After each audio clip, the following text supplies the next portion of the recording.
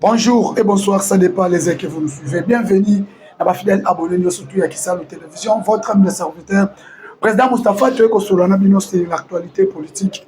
Où est-ce qu'on est Kanakati, la République démocratique du Congo, partout. Donc, Solana Bino, c'est la situation sécuritaire de notre pays. Boye Bambo Kanabiso, et là, Nini, Moka, et la Mokindengenini. Et Moka, et Zoki, Nengenini, aussi pour tenir à voir, et ça vraiment mal monter parce que tout ça, la Moussala. Il y a aussi la sensibilisation, il y a Congolais Téléma, Mundela Mbokanayo, je suis aux alènes de père et de mère, Tchelanga Yango, dans les commentaires. Qu'est-ce qui se passe à l'Est? Retrait à Bawazalen, retrait à M23, na Bukavu, et puis, au Elekina Université na Katia Bukavu, Torobeta Masolo, Torobeta Pe Masolo Sir. Qu'est-ce qui se passe sur l'économie du Rwanda? Parce que banque a annoncé Kokanga na Katia Rwanda. Torobeta Masolo si comportement ya armée ougandaise au tobeni IPDF et tozana bango ensemble. Tozana bango opération ensemble pour que traquer ba ADF au niveau ya Ituri. Torobeta Masolo awawa na Katia chaîne abiso ya Kisalo Télévision RDC. Abonnez-vous, partagez et likez l'émission. Abonnez-vous, partagez et likez l'émission. Tchelanga ba like, tchelanga ba bo abonnez, bo likez, bo partagez émission oyo pour nous sécuriser émission de biso ya journée ya lelo. Bande koba congolais. L'air est grave, l'air a sonné. À tout moment na yebi sakabino, l'air est grave, l'air a sonné. Ezalaka na ba aventure te. Ezalaka ke pona koyebi sabino sur ce qui se passe na mboka na biso Congo. Eza esengo mingi ya kobota ma congolais. Eza esengo mingi ya kozala congolais o eza mboka na biso. Qui dirige, qui gère l'Est, la sécurité? Mes frères congolais, l'armée rwandaise s'est renforcée avec 19 véhicules. A renforcé position avec 19 véhicules. Ah, parce qu'on annonçait biso retrait, cesser le fait parce que retirer na Walikali. Est-ce que c'est vrai? Le M23 se sont retirés à Walikali. Est-ce que Ezer Solo va se retirer vraiment à Walikali? Ça peut faire sa impression parce que l'aéroport ya Walikali, moto pelama qui wana pour bakufie belé. Bakufie belé, basali repli stratégique tonini. Walikali, place Bazali, Eza, place Moko et stratégique. Walikali centre. Parce que le territoire de Walikali est le territoire le plus riche dans la République démocratique du Congo. Territoire le plus riche est le territoire de Walikali. Et le territoire le plus grand, le plus vaste est le territoire de Walikali et le territoire de Kasongolunda. Les deux territoires le plus vastes est la République démocratique du Congo. Parce que rien que Walikali, Rwanda est côté na kati ya Walikali fois 2 et demi. Ce qui se passe à Walikali. Quand Betama Oba Betami na Walikali, et vers l'aventure. Les 23 ils ont subi une perte énorme dans Walikali centre. Bayaki na idée va récupérer l'aéroport de Walikali. Et pour lancer saut vers Kisangani. Parce que rien que Walikali, bakokende facile na Kisangani, bakokende facile na Kindu. Et on a bango, et puis bakokende pas facile na Butembo, na Bunia. Les gens bande konangai ba congolais. Quand je vous dis l'air est grave, c'est vraiment l'air est grave. L'armée ougandaise, le IPDF, quand la mingi tebi tumeko balukana Ouganda est la plus grave au Rwanda. Bakagame à comprendre que l'armée n'a pas subi perte. déplacement au Boboli. Il y a moi na Museveni à Rwanda. Elle a commis na Rwanda bayambie pa Kagame. Position na bango eza l'IPDF ya Yoweri Kaguta Museveni. Ezolunga ezwa force na yango pour lancer saut pour attaquer la position des forces armées à la République démocratique du Congo na niveau ya wapi na niveau ya Uganda. Parce que moment tozali na belelaki yango combien de fois le président de la République Uganda a un partenaire fiable et Uganda a un bon partenaire l'Uganda c'est Rwanda ceux qui ont organisé été comme ça tous ont armée ougandaise na mboka na biso bazo ko se renforcer tozo luka problème to kozala nango et kozala plus dangereux parce que l'Uganda na Rwanda baza musapina linzaka to mener opération conjointe IPDF na forces armées à République démocratique du Congo. Objectif na biso eza ya kotreke ba ADF na lu o baza na Ituri précisément na Mambasa na Djugu na Irumu.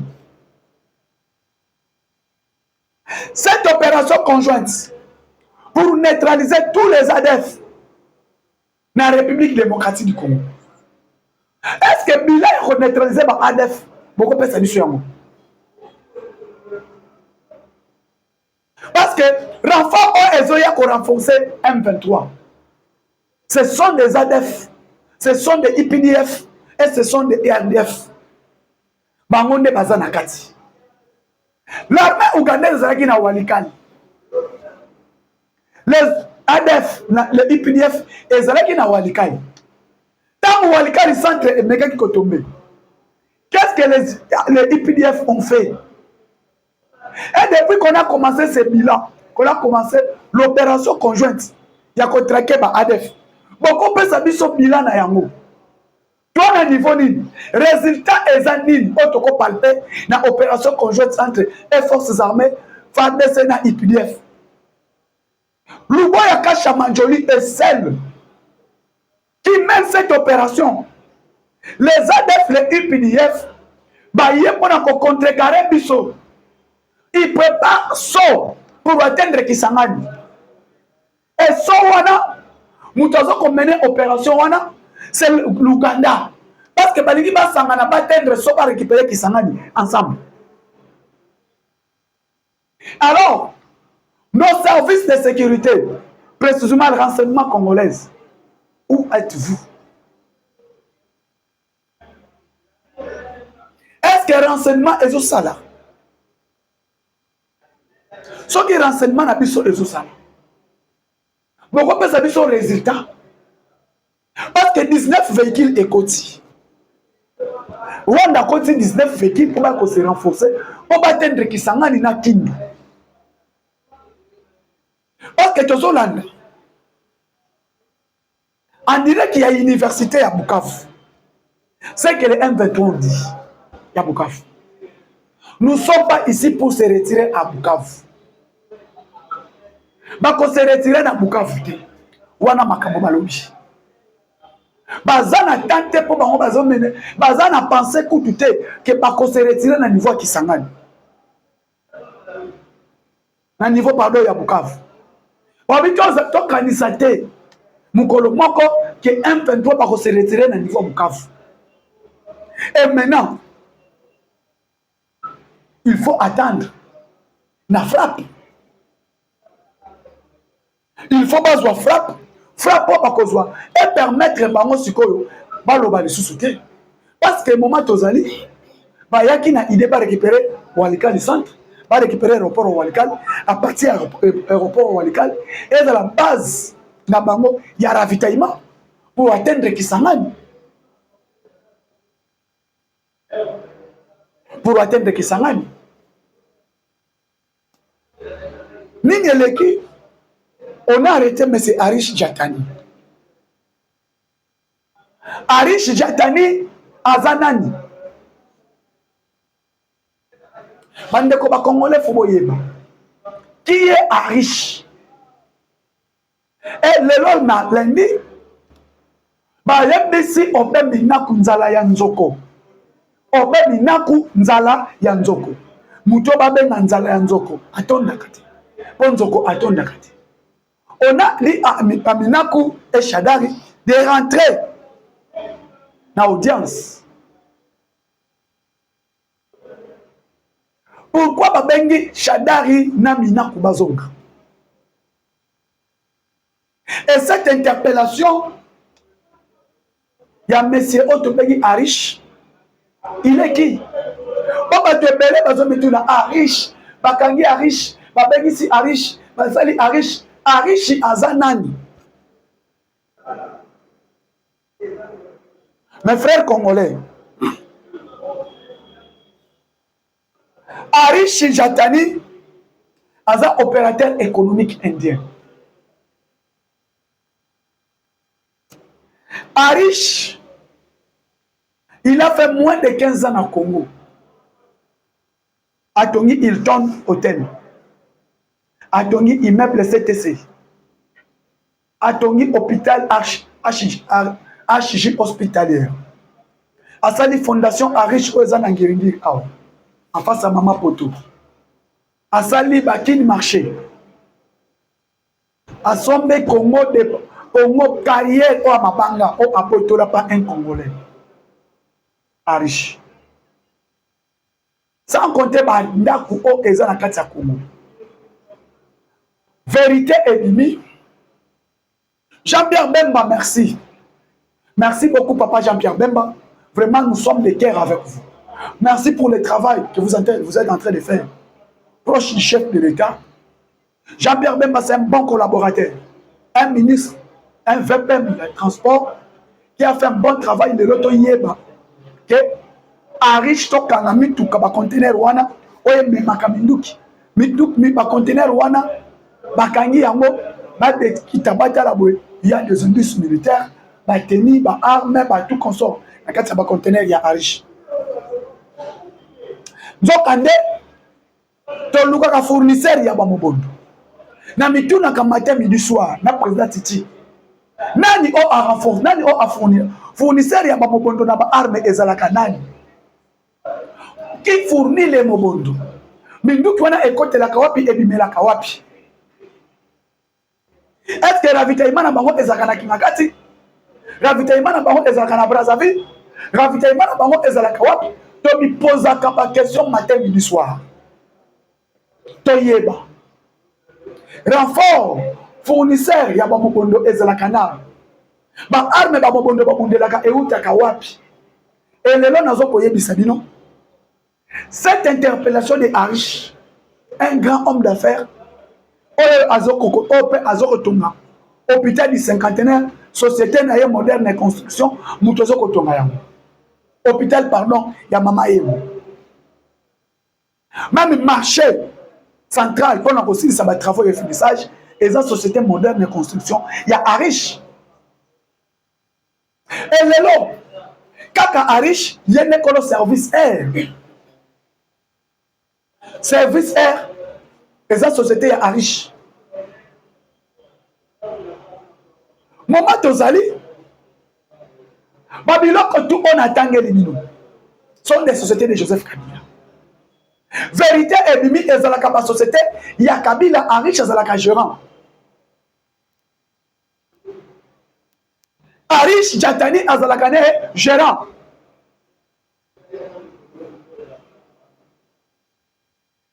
On a yé bisabino bandeko nanga ba Congolais. Mboka na biso Congo. Ba vérité ebimi ebele. Ndele lo bandeko nanga ba Congolais boyeba. Ba indien o bomona ba kota na mboka na biso. Ba tondeli biso na Kinshasa, ba tondeli biso na Congo. Un tozono ba investisseur bazate, ba nini bazate. Nzokande Kabila, ba société nyonso bomona ba indien na Congo etondiao. Ezalaka ba société ya Joseph Kabila. Mutu ageraka ba mongo tout, ba faire tout ezalaka yé. Bango bazana bango simple ba dirigeant. Tant que Kabila a reçu la affaire, c'était vrai. Kabila est venu pour ses propres intérêts, non pour les intérêts du peuple congolais. Raison pour laquelle Kabila appelle ça qu'il cannabis au Congo. Il pillait, il faisait tout ce qu'il veut. Azan a droit à polité, on a posté la côté parce que ça m'a été. Et à m'a été.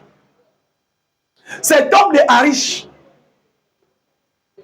tant on a l'obaka, comment l'État congolais a zangi port?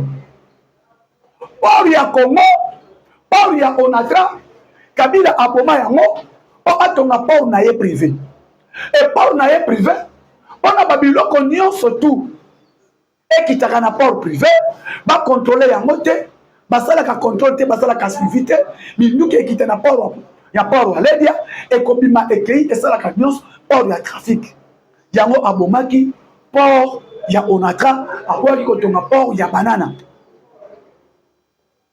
Depuis l'arrivée de Jean-Pierre Bemba dans le secteur de transport, les gens vont comprendre les vérités ébimi. Vérité ébimi, bakangi ba conteneur ya Arish, na ba an, ne au moins na lobela kabino na démission. Comment est-ce que na ebi sabino que bakangi quelques Rwandais, les gens qui ont déjà qui ont été recrutés pour attaquer la ville de Kinshasa. Pour attaquer la ville de Kinshasa. Et aujourd'hui, maintenant, cet homme de Arish, conteneur Yabaan, mi balé, et ngaki qui n'est pas bon au bondo, tu vas attaquer la ville de Kinshasa. Parce que, elle bakangi ba tu côté basta de martyrs, côté parler du peuple, côté nini tout comme ça, on a arrêté les gens. Ces gens qu'on a arrêtés, leur objectif c'était quoi? Bah le bien on a causé la mode d'ordre. On attendait mot d'ordre. Mot d'ordre est pour attaquer la ville de Kinshasa. Mot d'ordre est pour attaquer la ville de Kinshasa. Et tant qu'on attaquer la ville de Kinshasa, pour permettre aux gens de contrôler la ville. Et quand on a parlé, tant qu'on a alobaki, nazana patunanga ina kata Kinshasa. Butuvaka moni. Nanga alobaki na uzala kadiana batu. Bazana Kinshasa. Et batu balobaki déjà tozo zela. Mot d'ordre. Bomona ki yango bavanti. Kaka awa na Kinshasa. Quand on a arrêté Malanga, affaire ya Malanga, bomona ki yango bavanti. Oh non, bino bato IDPS, bino bato IDPS. Tangu Malanga koti. Qui a fait entrer Malanga? Nana koti ki Malanga. Yango nazoloba, ba service ya renseignement, ba service ya sécurité faut esal. Parce que oyo to moni o bavanti, Arish bakangi conteneur ya Minduki, et ce conteneur là, l'objectif c'était quoi? Pour attaquer qui? Pour attaquer la ville de Kinshasa. Pour qu'on attaque la ville de Kinshasa. Et tout un conteneur plein des armes. Tout un conteneur plein des armes et des indices militaires. Et Bokangi Arish, on interpelle. Bozo Sam Misaël, Toyoka, vérité et suivi Nango. Les États-Unis d'Amérique. Les États-Unis d'Amérique annoncent il y a des soldats na bango ba côté la ville, ba côté Congo. Les États-Unis après partenariat na Congo, ba lobi mission ko ezala chef de l'État. Mission ko ba pesi chef de l'État. Mission ya nini? Mission nini Amérique a pesi chef de l'État. Et accord ezanini entre Tshisekedi et les États-Unis d'Amérique. Accord nini? Partenaire privilégié stratégique. Il y a des Américains aux affaires Tshisekedi. Et partenariat on a ezanini. Tant que Tshisekedi annonce l'accord militaire entre Congo, Kinshasa et les États-Unis d'Amérique.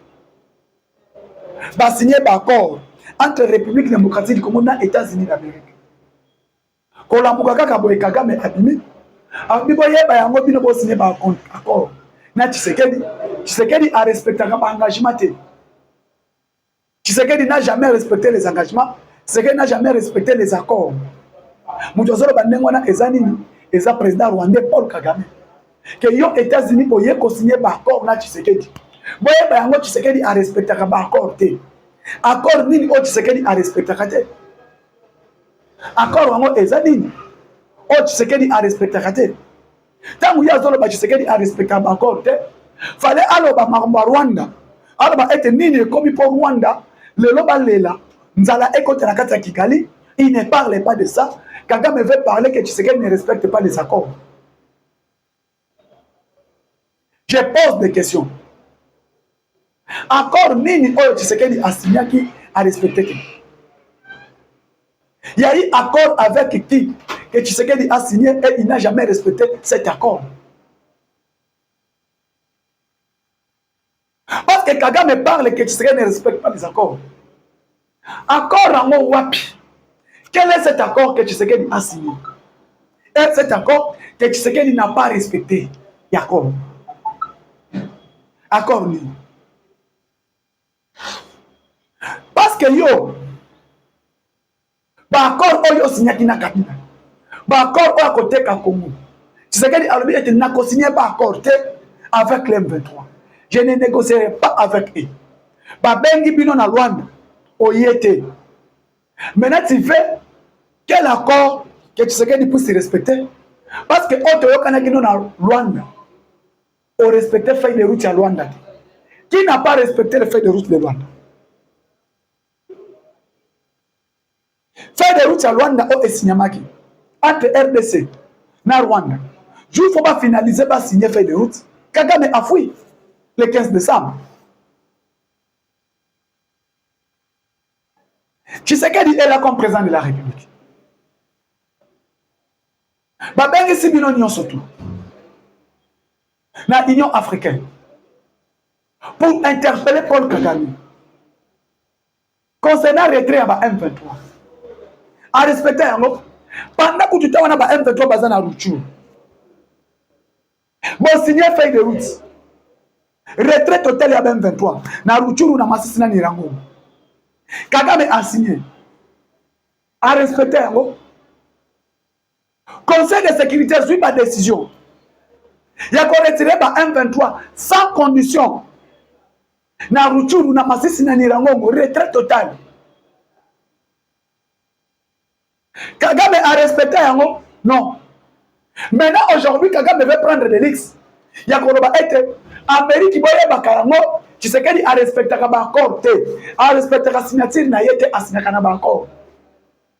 L'accord, ni autre, tu sais qu'il a boya qu'on respecte à signer. Aïe, Bayango bien. C'est fini pour lui. Et c'est fini pour le Rwanda. Rwanda, le moment est venu et qu'on est là-bas. Tu vas dire M23 na Bukavu. Dans des universités. Balo banini bana bozonga kotanga, ya quoi, ya ticha patata, ya patata patata, ya patata patata, tout comme ça. On va vous respecter, on va faire quoi que ce soit. Bino bozolo babongo na orgueil nyonso. Bo bengi sabana bazonga na ba école, bazonga na ba université. O banani batanga sabo banani bafuta.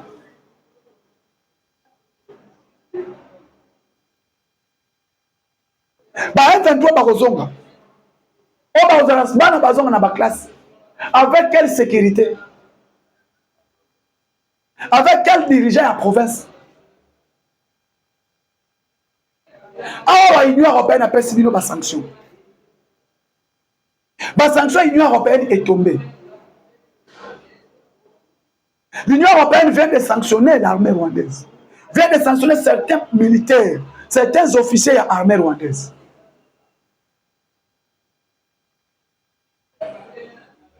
Quand je vous ai dit, Kagame tokomi kotangela ye mikolo. Tokomi kotangela ye mikolo, bomona kango ba aventure. Et les gens peuvent comprendre yango. Que mikolo on a yebisa kibino tozotangela Paul Kagame yango ekoki. annonce ya États-Unis d'Amérique ya kotinda ba militaire na ye na kati ya République démocratique du Congo pour combattre les Rwandais. Pour bundisa présence ya armée rwandaise na kati ya République démocratique du Congo. Bon, mon akango ezalaki théâtre. Et aujourd'hui, les États-Unis a dit,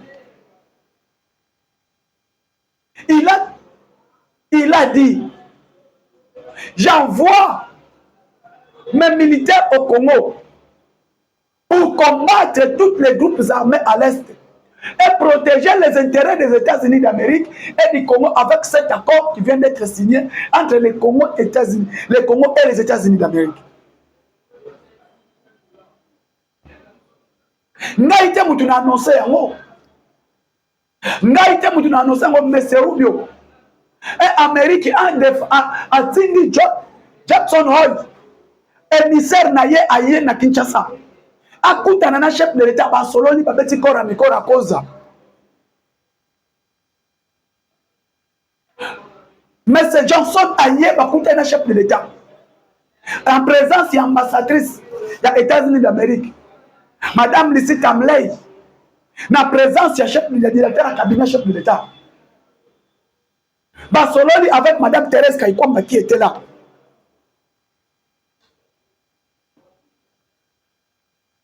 Président Félix Tshisekedi a affirmé en haut.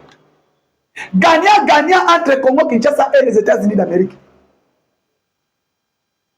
Avec ce corps à Mikora Koza. Et Mbalamoko. Alors, Toti Kitan. Moment est conquis tous les groupes armés. L'armée rwandaise est se retirée dans la RDC sans condition. Peut-être que quand même il connaît. Mois d'avril, au Conseil de sécurité, on va faire l'analyse. Est-ce que Rwanda a respecté Obalobi?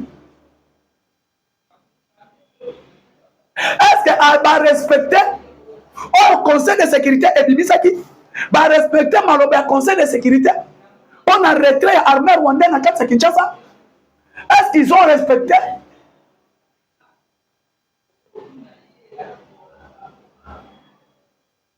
L'air est grave, l'air a souillé. Et maintenant, cet homme de Paul Kagame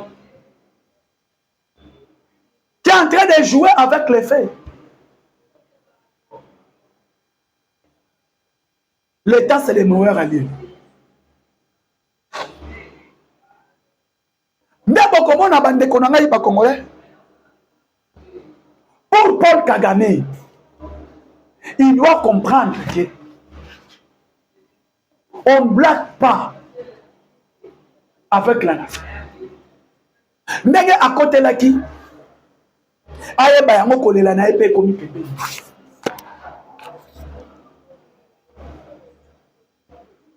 Na yebisa ki bino bande konanga ba congolais ke Kagame oye ko komela ye e kozala plus pire. Et vous allez tamoko boye akokoka lisusu te. Il va céder. Et voilà là où nous sommes.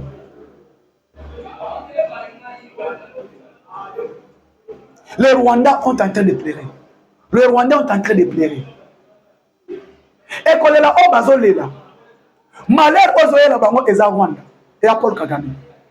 Parce que ceux qui ont retiré les troupes na yete, na RDC, aye bayango, et qu'on a la départ et départ.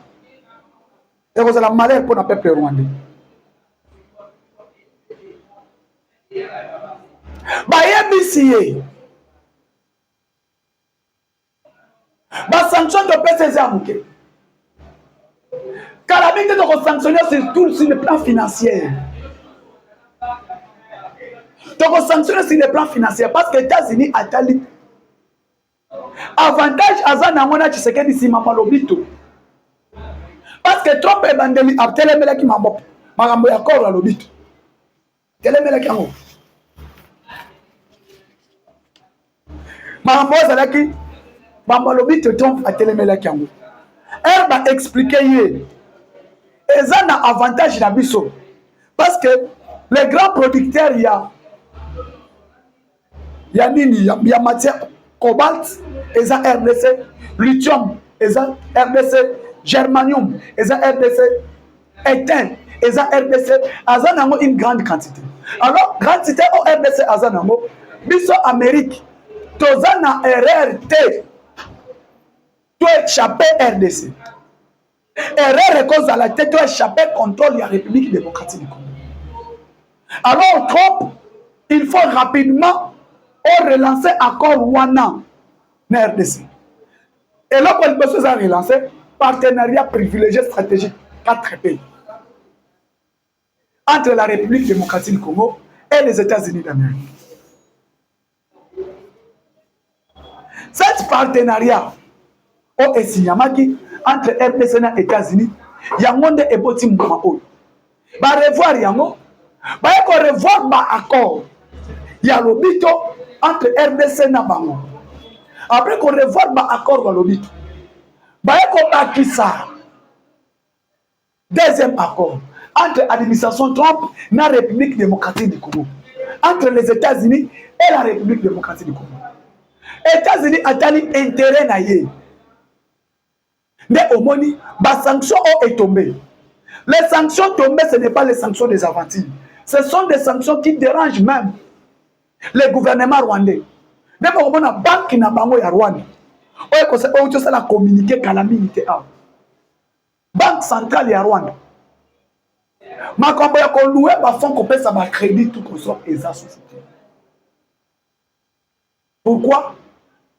Parce qu'il y a un déficit. Il y a finance. Parce qu'il y a un déficit sur le plan financier. L'économie n'a pas de chute makas. Parce que les minéraux ésotés kamate. L'Union européenne a son soutien. Les États-Unis appuient. Mais au moins, ils bitent parce que les Rwandais financent le terrorisme en République démocratique du Congo. Pillage et mort et violation dans le territoire de la République démocratique du Congo. Mais au moins, l'Amérique, les États-Unis d'Amérique, à Kati Bagnon, surtout Balia, c'est la Rwanda. Appui financier, appui Nyon, surtout la Bakati. Même visite Rwanda, au Paris Saint-Germain à l'Ataka, Arsenal, y compris Bayern de Munich. Aza prête ya kokata ba visite Rwanda parce que nyon surtout wana ezali ba ressources au apiyaka ba les œuvres non protégées au apiyaka na RDC akumba ngo et ba benga ngo visite Rwanda. Tous ces animaux qu'on visite au Rwanda sont pas des animaux propres du Rwanda, sont des animaux qui a appuyé na katia forêt na katia parc de Virunga na katia RDC. Raison pour laquelle maintenant, les sanctions qui ont tombé, Rwanda a commis un déficit sur le plan économique. Mais au moins, il a perdu tout. Et quand Dawana, il commence à dire n'importe quoi, que non, si vous collaborez avec Tshisekedi, soyez prêts que Tshisekedi ne respecte pas les engagements à respecter par accord. C'est faux. Tout ce que Kagame dit, c'est faux. Mais là, on a dit Sabino Bandekonanga Congolais, tous à la derrière le chef de l'État, tous à derrière Mokonzamboka. Bisonyo surtout tous à la président mais au moins nazo bisa ndeko na ngai bandeko balanda ngai ba papa ba maman bo continuer ko s'abonner na chaîne biso ya Benjamin Kisalu mwana suka bo ko continuer ko s'abonner pardon na Kisalu RDC télévision bo continuer ko s'abonner bo partager bo liker l'émission commenter et ko sala biso malamu mingi soki olingo benganga ko zwangai plus de 143 89 86 52 097 plus de 143 89 86 52 097. Ciao, à la prochaine.